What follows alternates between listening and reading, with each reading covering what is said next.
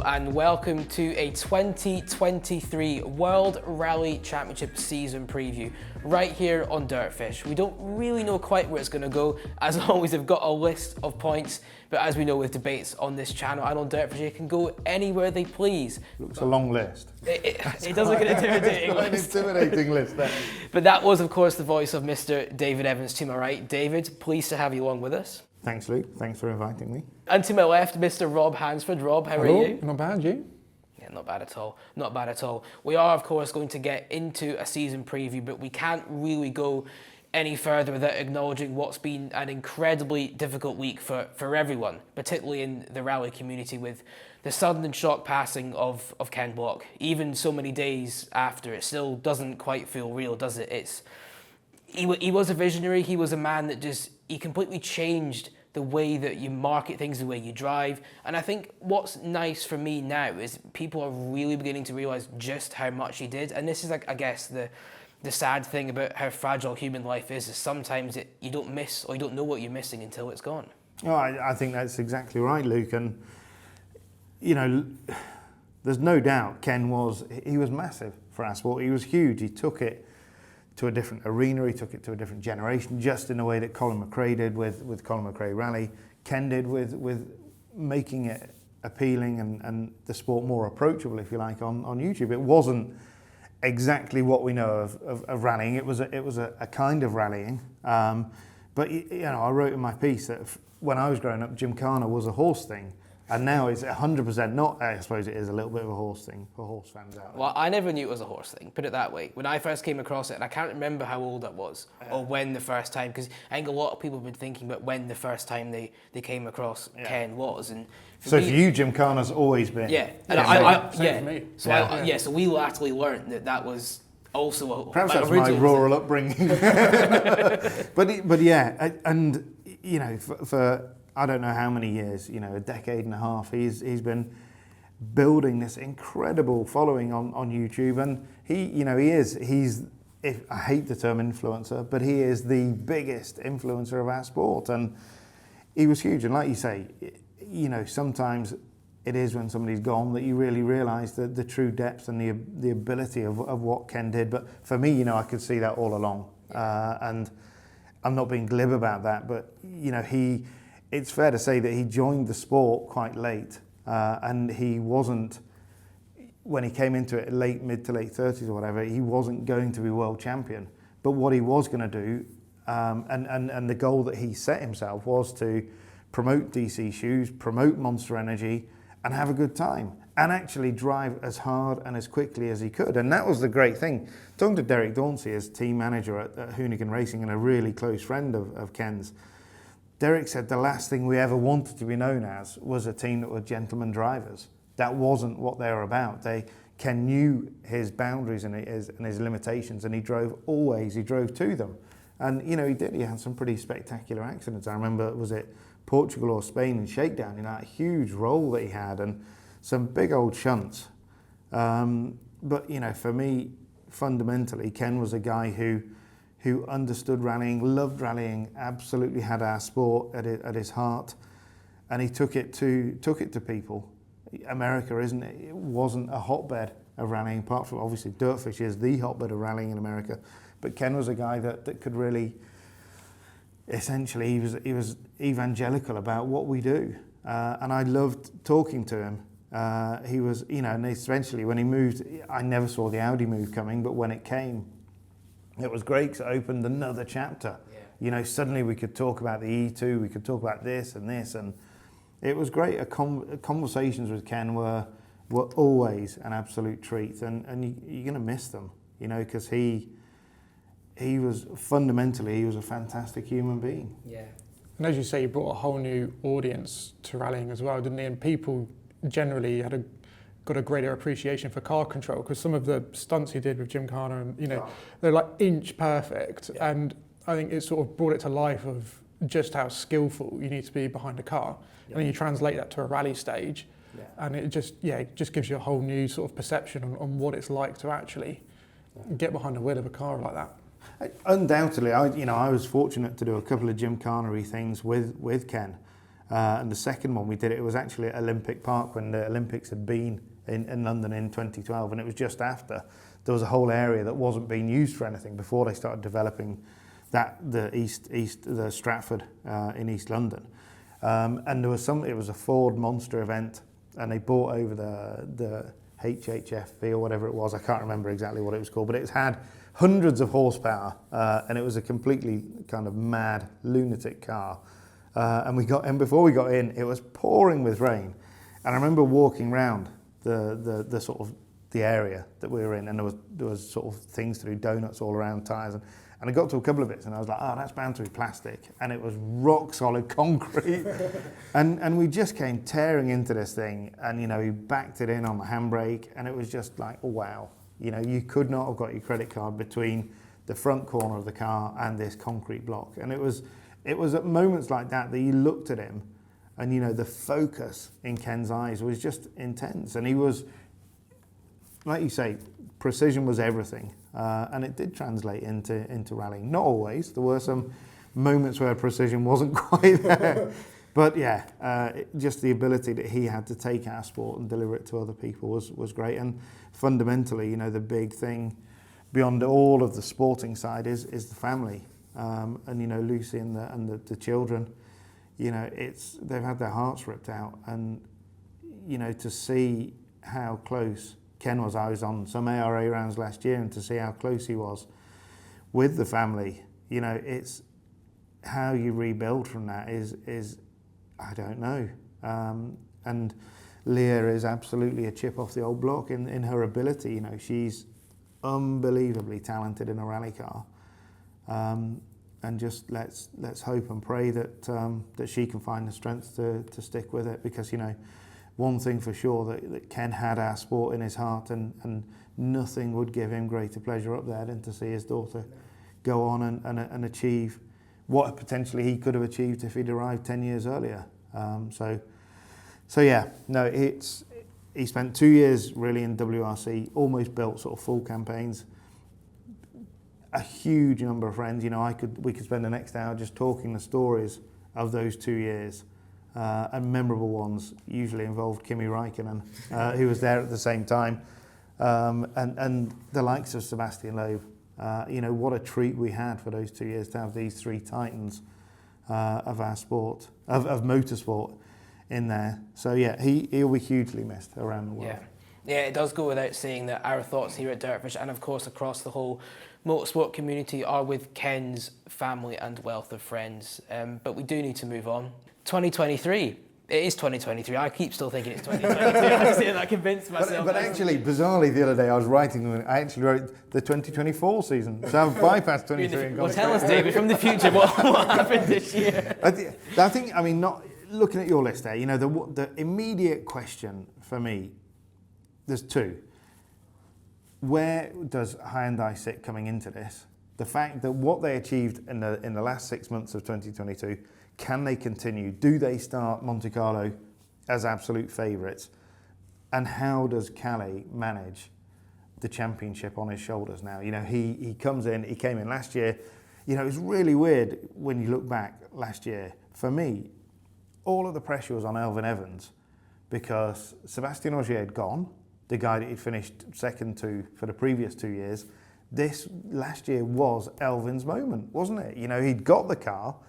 The guy that had beaten him had gone. He'd got this opportunity.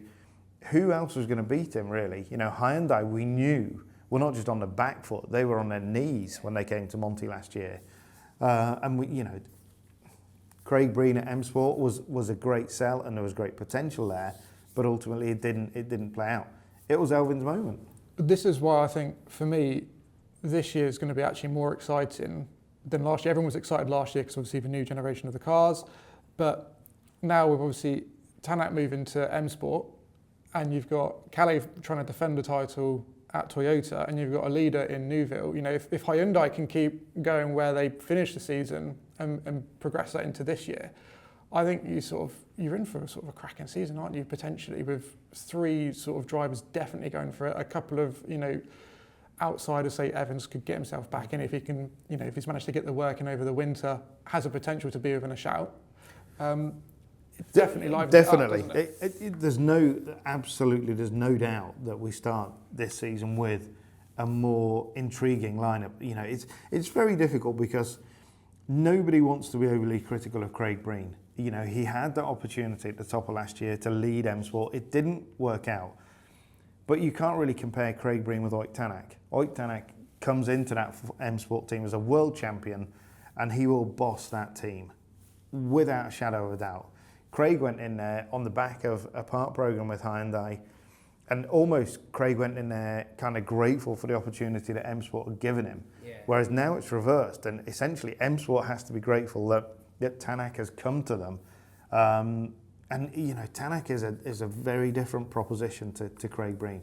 He's, as we know, you know, he's a very single-minded, determined, kind of hard character.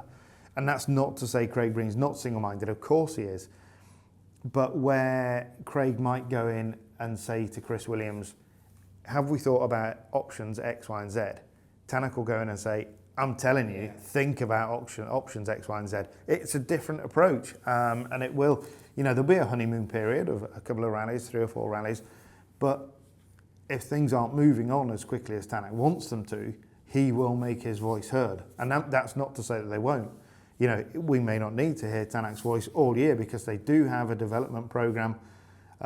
They've got more evolutions coming on the car, so who's to say they don't hit the ground running with a Monty win and then not stop running, sprinting even all year? You know, we just don't know. But as you know, at the top of that, you know, for me, the real interest is what can Hyundai do moving forward, because they had an exceptional sort of second half. I mean, first of all, they've got to sort out the leadership there, haven't they?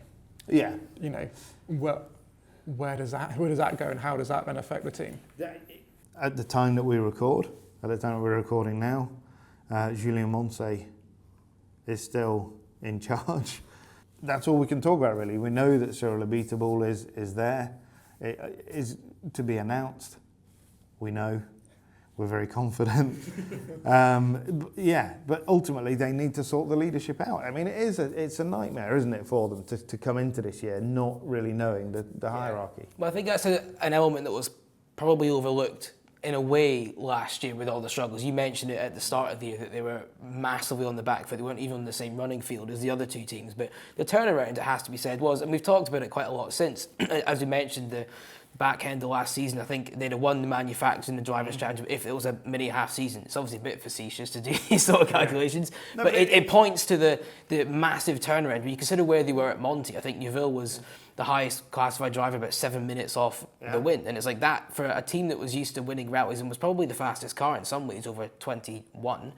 It was quite the turnaround. But to have a guy like Moncey, and Moncey, it was a really, really difficult task last year because everything was against the team. He was thrown into this position that, yes, it was probably good for his career in a way to do something like that, but without anybody there to sort of help him or guide him through. He was just the man that had to deal with all of this crisis, essentially, just without any experience to lean on. But and even worse, he was following a guy who had put his name above the door and his hand on the tiller and was not taking it off for anybody. You know, Andrea Adamo guided and looked after that team absolutely. You know, he was enormously autocratic in his style of leadership.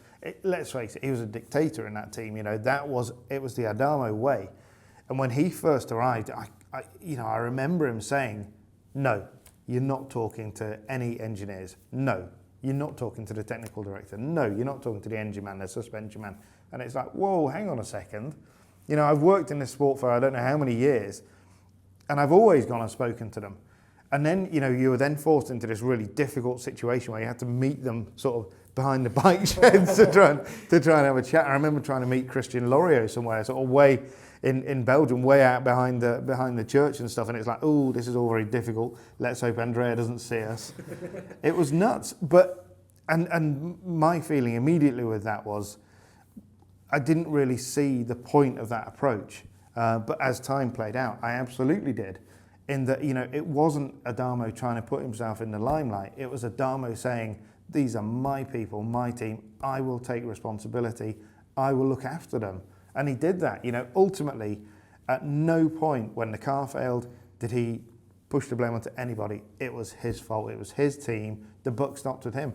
And for a guy like Julien Moncey, who's a quietly spoken fella, who'd worked mainly on the powertrain, to be thrust into that role, and for everybody in that team to have had 3 years of Adamo leading them, you would then come into work and say, right, which way are we going? Yeah. And the guy at the top isn't suddenly saying, right, you're coming over here.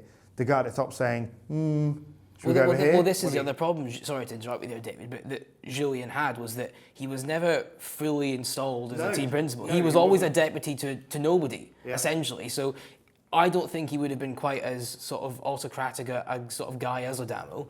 But he was never given a chance. No, exactly. He couldn't be. Yeah. He didn't have the job description, did he? In a sense of what could he do? I don't think he even really knew what he was allowed or not allowed to do at times, as it came across. But on the other side, you've then got to say, it's testament to the team then that actually they finished the year so strongly. Yeah.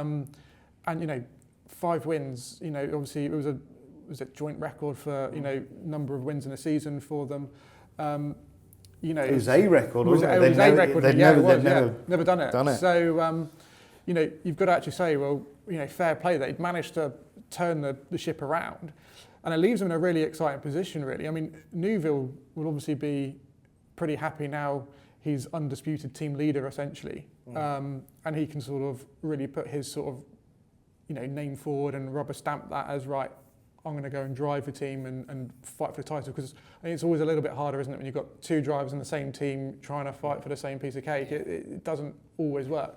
But I think there's a lot to be excited for in some respects for Hyundai this year, as to, if they can keep that momentum going, if you're Kalle Rovanperä, you're going to be looking over your shoulder quite a bit, aren't you? Completely. He has to be, Kalle. They can't. Everything's relevant that we've seen across the last 6 months. It's not like there's any changes in regulation or anything like that. Everything that they've done is going to be carried forward into the new season. And for me, Neuville is at his best when he is the undisputed team leader, which he is. Esa-Pekka Lappi comes in, and yes, he's absolutely. I'm sure they'll talk about joint number 1 status, all that stuff, and he starts with a full program. But that's Thierry's team. Yeah. He's been there from the very, very beginning. We've seen other people come in and come close and try. Hayden Paddon had a crack in 16. But when we moved into I remember the start of 17 and the start of 18. Certainly the start of 17, that was Thierry's time. He absolutely should have won Monty, but he clipped the bridge in Monty then. He was leading Sweden, should have won Sweden, but he went off or he hit that thing in the trotting track in Karlstad. He was absolutely on top of his game. What he needs to find now is the maturity and consistency to use that speed and that ability and bring it home, and put together a championship season.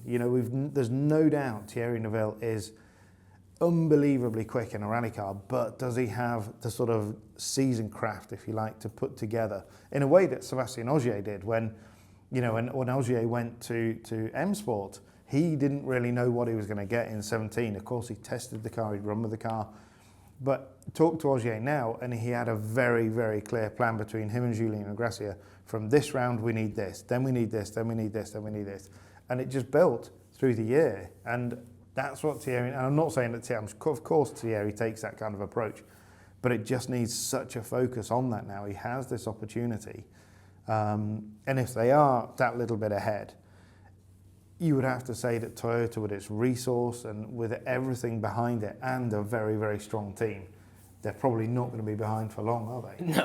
No, you definitely wouldn't think so. But I think it is interesting with Thierry, because you mentioned there 17 being his best shot, and I think it's very hard to disagree with that. But I actually think, thinking back, if I'm getting my years mixed up, apologies everybody, but I'm sure in 2021 he probably was at a level where he was, I think, just as good as Elvin or Ogier. That was the year obviously the Hyundai had their reliability issues, particularly with the suspension, and things didn't go right. Last year I think was tricky in that the season almost looks maybe poorer than it was because he was beaten by a teammate, which for Neuville at Hyundai, I don't think it's ever really happened. No, never happened. Apart from last year. So that sort of makes the season maybe look a bit weaker, and obviously we know that he was kind of driving with one hand tied behind his back at the start. But I really believe that Neuville now is at a level of maturity, as you put it. I'm not sure if even the change of co-driver to Martin Vidal, did it reset things for him? I don't know, but all the experience he's got, he looks like he is ready, and he has to be ready. He's come second 5 times. You can't. We know he's good enough to win a championship. He's just as good, in my opinion, as Oy, or maybe not Ogier, but the two of them, I think.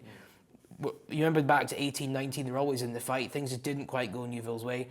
The start of the season will be key. If he can have a good Monty, which we expect he will, because it's always an event that he enjoys and he goes well on, build on that in Sweden, continue into Mexico, and then he becomes a real credible challenger. From there, that's where the test is. Because in the past, that's where he gets the lead and maybe it starts to go backwards a bit. But if you can keep sort of withstand the pressure of being at the front, assuming he is at the front, then he has to be one of the big contenders for the year. It sounds obvious to say, but I think in a sense, Hyundai has possibly lost out in all the sort of off-season moves, in that looking at it sort of on paper, you'd want Tanak and your team over Lappi. But I think for Neuville, and in a way possibly by extension then for Hyundai, this actually is better because you've got a very clear hierarchy now. You've got Neuville is your championship driver, Lappi will bring you points, and you've got Breen and Sordo in the third car, which Breen, I guess, is more of a question mark in that he's got a bit of sort of refinding his form to do, but we know Sordo will bring points. I would expect Craig to do the same. So actually they could have almost a perfect equilibrium in their team.